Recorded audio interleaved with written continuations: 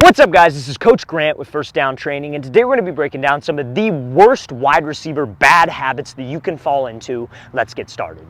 Now, before we get into this video, fellas, if you're a wide receiver and you struggle with what to do in the gym to actually help you with on-field performance, check out that very first link in the description below for a 4-month-long wide receiver position-specific workout plan. We give you 4 months, 16 weeks total of gym workouts with the exact sets and reps to do, all broken down into a daily training schedule. So check out that very first link below if you'd like our 16-week, 4-month wide receiver gym workout plan. Let's get back to this video.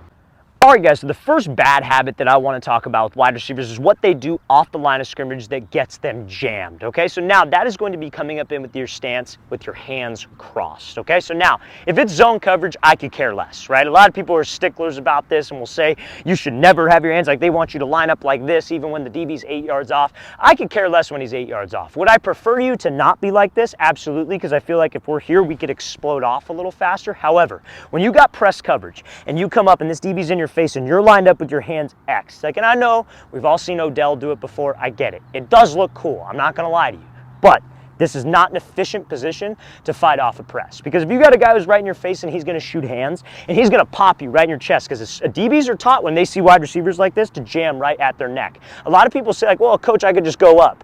Oh yeah, you're really going to fight a physical DB with your hands crossed like this. Like, that's not going to swat anybody. He's going to get hands here and jam you right off the line. To get his hands off of you efficiently, you're going to have to go up and then swat. And that's wasted movement. So when you come up to the line, I don't need your hands to be up here super tense. Let's just have them relaxed, ready to go. So I'm already ready to swat.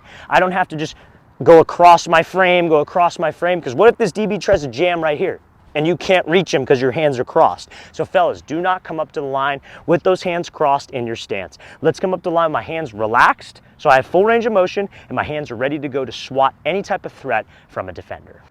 All right, guys, so now the second thing that I want to talk about that is an extremely bad habit for wide receivers is going to be an overly wide base in their stance against press again. So this is another reason the DBs will just jam the hell out of a wide receiver, is because their feet are way too wide. So I don't really know what started this, but wide receivers come up to the line and they have this like crazy wide back foot. Now, usually it's taller guys, because I get it, you have longer legs. It's probably uncomfortable to stand super narrow. Like, it would be a little bit more comfortable for me because I'm shorter. But when you guys are like this, can you get off the ball explosively?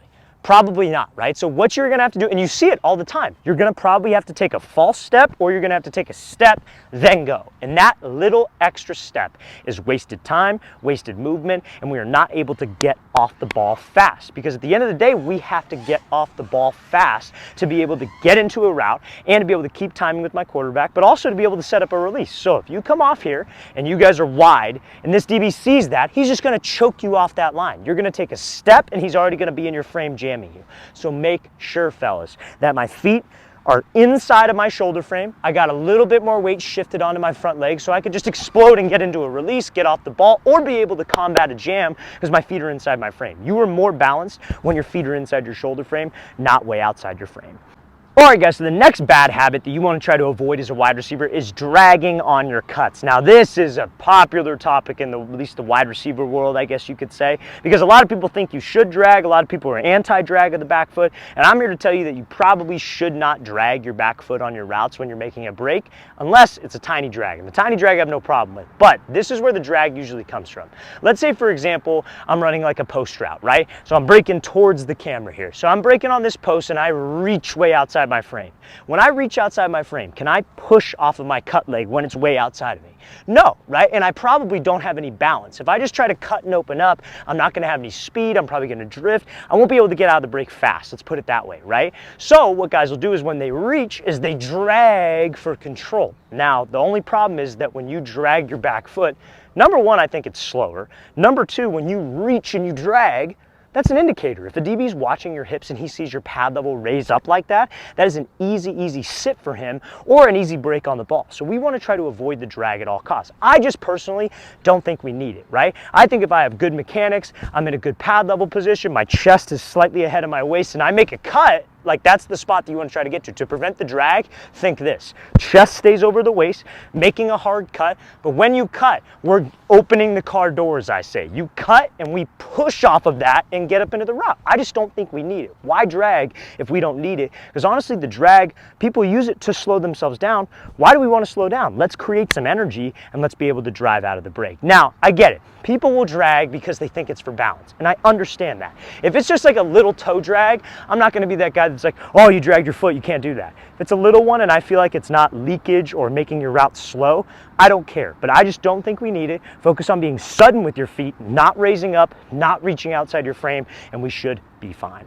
All right, guys, so another bad habit that you want to try to avoid as a wide receiver is doing this like kind of doggy paddle move with your arms off the line of scrimmage. So how many times have you seen wide receivers come off the ball? Let's say I got man coverage, head up, and I'm trying to set them up with the release, and guys will go like this. They'll move their hands back and forth. That is not going to help you sell the route at all. You're just moving your hands. And a DB, break the news to you. He's not watching your hands. He is going to be watching your hips. So we have to sell the route with my hips, and I can sell the route with my hips by running my arms to commit my upper body. So like, let's say, for example, I'm doing like a crossover release. Let's say I come off the ball, I'm trying to do a 1-2, right? So if I come off the ball and I go 1-2, it might feel like I'm selling, but my body is staying square. Now let's think about this 1-2 in another respect. Think about it like this. Your elbows are breaking glass. You go here, break glass. Look at how much my body turns. Break glass, my body turns. And my hands are in a good position to swat, not like this, where I'm not in the best position to swat. You can probably still swat, but you're not in the best position to swat. I just hate it because that does not sell the route, especially at the top of the break. So guys will use this, like you guys have probably all heard that move before, like a rocker step, right? So like, let's say I'm running a post route. A rocker step is where I go 1-2. I break to the side that I'm going first.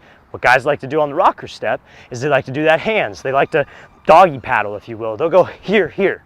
That does not sell the move, fellas. So remember, we have to sell the move with my hips. My elbows and my hands do not sell the move. My elbows breaking glass and fully committing my upper body, having my upper body be loose, is what will help me sell that route. All right, guys, I really want to thank you for watching. I really appreciate it. If you have any questions at all, don't hesitate to leave those in the comment section below. And again, fellas, if you would like a 4-month-long wide receiver gym workout schedule to follow, check out that very first link in the description below. We'd love to get you on that. I'll see you guys next time.